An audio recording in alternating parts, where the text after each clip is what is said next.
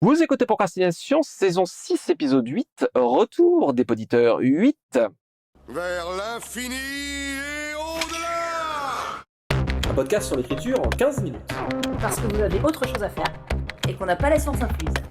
Avec les voix de Mélanie Fazi, Estelle Faye et Lionel Delous. Parce que le signe de l'infini, c'est un 8, mais couché. Insérer rire en boîte. Très bonne idée.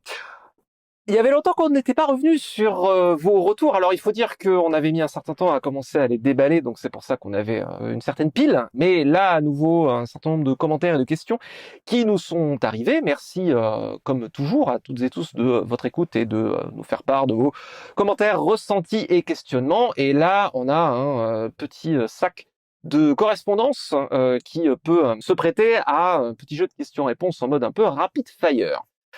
Et la première, par exemple, c'est « Certaines maisons d'édition ne reçoivent pas de manuscrits. Quelle solution s'offre dans ce cas à un débutant comme moi ?» De tourner vers les maisons qui acceptent les manuscrits. C'est ce que j'aurais envie de répondre également. Aussi, de par ailleurs montrer vos textes ailleurs, de par exemple participer à des appels à textes de nouvelles. Moi, c'est comme ça que j'ai rencontré mon premier éditeur. C'est sur un appel à texte de nouvelles. Et c'est comme ça que j'ai mis un de mes premiers romans dans une collection qui, je sais même pas sûre si elle acceptait les manuscrits à l'époque. Mais je débutais complètement. Par contre, j'ai répondu à un appel à texte. Il y a eu une nouvelle, elle a été repérée. Donc déjà, il y a plein de maisons d'édition qui reçoivent des manuscrits, vraiment, qui les lisent vraiment. Et en plus, même dans les autres maisons d'édition, il y a des éditeurs, des directeurs de collection qui vont essayer de lire ce qui se fait autour, d'avoir une vision vraiment très vaste des auteurs qui arrivent. Et pour casser une idée reçue sur le milieu de l'imaginaire, j'ai zéro connexion à la base dans le milieu de l'imaginaire. Mes parents sont profs de physique.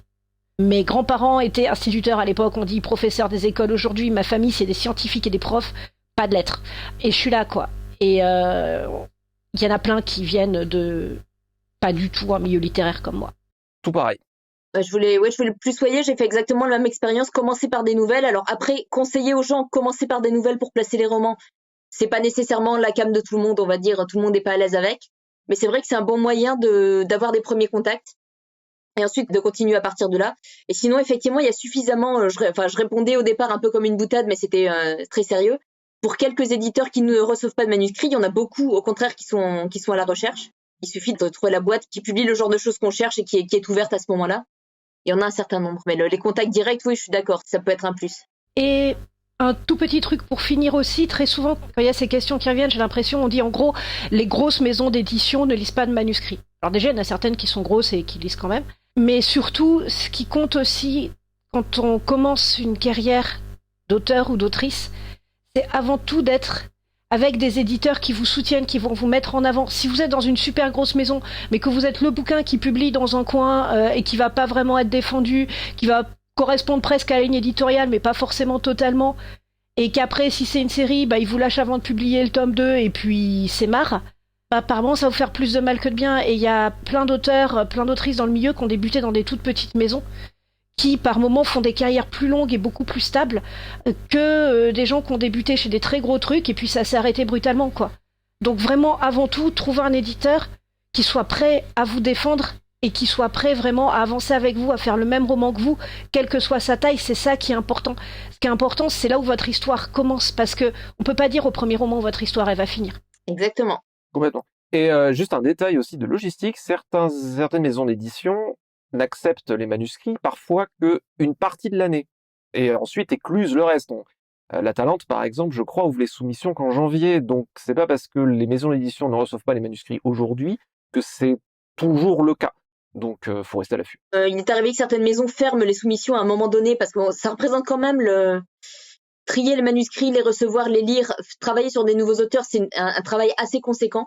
Même la simple lecture des manuscrits est un travail conséquent et à certains moments, un éditeur peut, pour certaines raisons, choisir de se recentrer ailleurs. C'est un choix qui se respecte tout à fait. Ils peuvent les rouvrir par la suite quand la situation a changé pour une raison X ou Y. C'est quelque chose qu'on voit assez régulièrement, un éditeur qui à un moment donné referme les soumissions et qui va les réouvrir par la suite. Tout à fait, c'est un terrain mouvant, faut surveiller un peu, se tenir au courant, quoi. Et avec Internet, c'est vraiment, vraiment plus facile. Oui. Ensuite, un peu dans la même veine, on nous écrit « Étant un auteur non publié, donc sans maison d'édition pour m'aider, comment fais-je pour avoir des avis et des corrections d'ordre stylistique sur mes textes? Est-ce qu'il y a des professionnels pour ça? Comment les trouver? Comment les choisir ?» Alors pour le coup, objectivement, avant tout, trouver des bêta-lecteurs. Après, il y a des très bons ateliers d'écriture aussi qui peuvent vous aider, menés par des très bons professionnels si vous voulez développer votre style. Maintenant, et je veux pas du tout enlever du travail à quelqu'un là-dessus, mais si votre but c'est d'être publié dans une maison d'édition, pour moi, vous pouvez quand même aller vraiment loin en allant avant tout dans des réseaux d'entraide. Donc des réseaux de bêta-lecture de jeunes auteurs qui se bêtalisent les uns les autres. Soit vous en avez dans votre entourage, soit vous en rencontrez par exemple, donc il y a des forums internet là-dessus qui font de la bêta-lecture, certains plus spécialisés, d'autres moins spécialisés. En tout cas, si vous êtes dans une démarche professionnelle, là quand même où je vous mettrai en garde, faites attention à ne pas forcément trop payer pour améliorer votre manuscrit. Parce qu'il y a vraiment plein de choses que vous pouvez faire déjà vous, avec vos bêta-lecteurs, en allant sur des forums, en échangeant des bêta-lectures, en discutant entre jeunes auteurs. Et il y a quand même dans ce monde aussi pas mal de pseudo-professionnels peu scrupuleux de la correction qui sont prêts à profiter du fait qu'il y a des jeunes auteurs qui veulent écrire. Et en tout cas, si vous faites appel à un professionnel, renseignez-vous auprès des auteurs qui ont bossé avec lui, voyez vraiment si c'est sérieux. Si vous allez dans un atelier d'écriture, pareil, renseignez-vous sur la personne qui le dirige. Si c'est sérieux, ça se sait. Si c'est un atelier d'écriture un peu installé depuis des années, qui a destination de professionnalisation, regardez si ça a professionnalisé des gens. Voilà, par exemple, donc la masterclass que font Lionel Davoust et Jean-Claude Dugnac au ZIMA. J'ai aucun intérêt là-dedans, donc j'en parle complètement librement. Mais je veux dire, il y a plein de bons retours derrière, c'est dans le cadre des Imaginales, il y a plein de bons retours des participants, donc là c'est vraiment recommandé. Mais juste faites attention avant tout quand vous êtes un jeune auteur, parce qu'il y a vraiment plein de gens pas fiables autour de vous qui par moments vont demander des tarifs assez exacerbés pour pas forcément vous apporter grand-chose.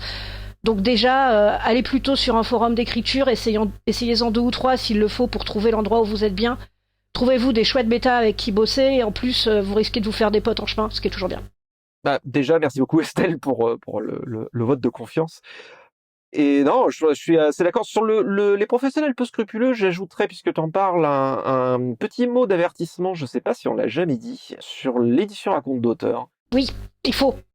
Qui est en gros très rapidement l'édition à compte d'éditeur, c'est ce dont on parle régulièrement, enfin tout le temps ici, c'est-à-dire que l'éditeur, la maison d'édition se charge de la publication, paye l'auteur sur les ventes, et c'est une relation professionnelle d'affaires pour vraiment aller très très vite. L'édition à compte d'auteur, c'est l'auteur qui paye pour se faire éditer, et ça, à moins que je sais pas que vous soyez j'ai envie de dire un grand-parent avec le désir de avoir une jolie édition de vos mémoires pour vos petits-enfants et que vous en fassiez tirer 10. Et encore, maintenant, sur Internet, il y a des services d'impression à la demande qui font ça très bien. L'édition à compte d'auteur, en gros, fait porter le risque économique de l'édition à l'auteur, et en général le fait en lui cirant les pompes et en lui disant à quel point c'est la 7e merveille du monde, et que, bien sûr, toute l'édition traditionnelle vous a refusé, mais nous, on vous donne un résultat en 48 heures parce que nous, déjà, on est des gens sérieux, et en plus, évidemment, ils vous disent toujours que vous êtes absolument géniaux, et ils vont vous publier, c'est juste ça va coûter 5000 balles. C'est une arnaque, quoi, purement et simplement. Et ils vont vous dire, et vous gardez 80% des ventes, sauf que 80% de rien du tout, ça fait toujours rien du tout. Donc, si le but, c'est d'avoir un bouquin écrit que vous voulez diffuser parce que l'édition traditionnelle vous convient pas, ce qui peut être tout à fait un choix, un désir pour X raisons, auto-éditez-vous, quoi. N'allez pas payer quelqu'un 5000 balles pour qu'il vous livre des cartons de bouquins qui vont vous rester sur les bras, quoi. Et vous allez devoir faire la promo tout seul derrière, accessoirement. Je sais que c'est parfois une méconnaissance qu'il peut y avoir du fonctionnement de l'édition que j'ai déjà rencontré chez des jeunes auteurs avec qui je parlais. Un jour, je débarque sur un salon et il y avait effectivement des auteurs publiés à compte d'auteur, et la première question qu'ils me posent, c'est ton livre, t'as payé combien pour le publier? Et ils ont ouvert des grands yeux quand je leur ai dit non, c'est l'éditeur qui m'a payé. Un livre à compte d'éditeur, c'est l'éditeur qui vous paye, ou l'éditeur en tout cas vous signe un pourcentage, un avaloir, quelle que soit la forme, mais ce n'est pas à vous de payer. Plus généralement, c'est la première règle du monde de la culture que j'ai apprise dès que j'ai débarqué dans le théâtre. Si vous travaillez, vous ne payez pas. Sinon, c'est que c'est une formation, c'est que c'est un cours, c'est tout ça. Mais vous travaillez, vous ne payez pas. Et Si vous avez envie, si pour plein de raisons de pas passer par un éditeur traditionnel, franchement, faites de l'auto-édition. Vous gardez la main sur votre manuscrit, vous gardez la main sur votre projet. Et surtout, vous ne tuez pas votre roman, parce que le meilleur moyen de tuer un roman, c'est d'aller vers un faux éditeur, parce qu'en plus, en gros, aux yeux de plein de professionnels, vous allez passer pour un pigeon, vous allez passer pour quelqu'un de pas crédible. Et il y a maintenant quand même pas mal de lecteurs ou pas mal de circuits qui mettent en avant de l'auto-édition. Moi, j'en lis d'ailleurs aussi, et j'ai lu des trucs très bien dedans. Mais par contre, le compte d'auteur, c'est considéré comme le fond de la poubelle. Renseignez-vous pour avoir une jolie couverture. S'il faut payer un graphiste et que c'est dans vos moyens, ben pourquoi pas. S'il faut payer un correcteur sérieux et recommandé pour l'orthotypo et que c'est dans vos moyens, pourquoi pas. Mais si vous faites un bouquin à compte, justement, d'auteur, c'est-à-dire où vous payez l'éditeur, déjà ça veut dire que l'éditeur vit sur les auteurs qui le payent et non pas sur les livres qu'il vend. Et surtout, ça tue votre livre. Vraiment, quoi. Donc aujourd'hui, il y a des solutions alternatives. Si vraiment un éditeur, c'est pas votre truc, mais allez dans l'auto-édition sans hésiter, quoi. Complètement. Totalement. Petite dernière pour la route. Si dans les règles de soumission à une maison d'édition, il est indiqué qu'il faut faire tous les dialogues en tiret quadratin seul, et que mon texte utilise les guillemets, Lionel, je fais partie de ton église, tu le sais. C'est fort bien, mon fils ou ma fille, je ne sais pas, gloire et bénédiction sur toi. Est-ce que je dois reprendre toute la typo ou cela sera quand même accepté? Sur une nouvelle, je m'en moque, mais sur un roman, ça peut devenir fastidieux. Hérétique, pardon. On n'est pas tout à fait tous d'accord entre nous sur ce point. Oui, Estelle. Ouais, surtout, une question très franche, franchement, enfin, mais justement, limite envoyez-moi l'annonce parce que moi, j'ai jamais vu ça dans aucune maison d'édition. Hein. Non, il n'y a aucune maison d'édition, ouais. Donc s'il y a une vraie annonce qui passe là-dessus, je sais pas, mais ça me paraît pas une boîte super sérieuse, quoi. Et petit exemple perso, donc je faisais les dialogues présentés à la française pour dire très vite, avec ouvrez les guillemets, fermez les guillemets, tout ça dans Porcelaine. Pour un éclat de gifle que je passais chez le même éditeur, par contre j'ai présenté donc à l'américaine, c'est-à-dire juste avec des tirets. Et au début, l'éditeur, il comprenait pas, il était pas forcément pour, et je lui ai expliqué pourquoi, là, pour ce projet-là, donc pour un éclat de givre, il fallait que ça soit comme ça dans le texte, mes références et tout ça, et il a tout de suite compris, enfin, si un éditeur qui est vent debout sur une présentation de dialogue, déjà, j'ai jamais vu ça. Après, ça existe peut-être, hein, tout existe dans ce monde, mais est-ce que c'est vraiment l'éditeur avec lequel vous avez envie de travailler? Je sais pas, quoi. En fait, ce qu'il faut bien se mettre dans la tête, c'est qu'il y a plusieurs éditeurs en France.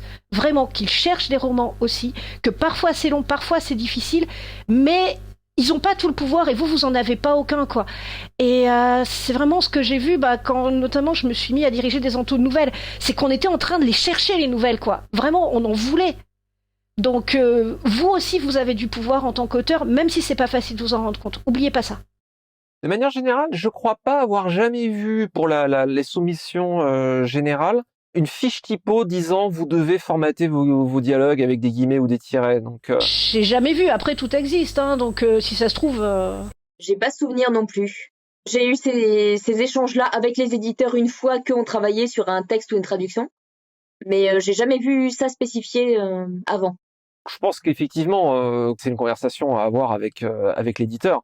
Globalement, si l'éditeur n'est pas hérétique, il acceptera les guillemets à chevrons, comme le font les gens qui ont du goût. Bon hérétique. Dieu. Un bon guillemet est un guillemet mort. Et puis, l'idée, c'est vraiment pas de décrocher un éditeur dans l'absolu comme si c'était une sorte d'entité unique, quoi. C'est vraiment de trouver l'éditeur qui vous convient à vous. Et il y a de grandes chances qu'en plus, vous lui conveniez grâce à ça, c'est génial. Complètement. Ça, je pense qu'on le répétera jamais assez. Eh bien, une petite citation pour terminer. Dans notre édition d'hier, une légère erreur technique nous a fait imprimer les noms des champignons vénéneux sous les photos des champignons comestibles et vice-versa. Nos lecteurs survivants auront rectifié de même. Pierre Desproges. C'était Procrastination, merci de nous avoir suivis. Maintenant, assez procrastiné, allez écrire.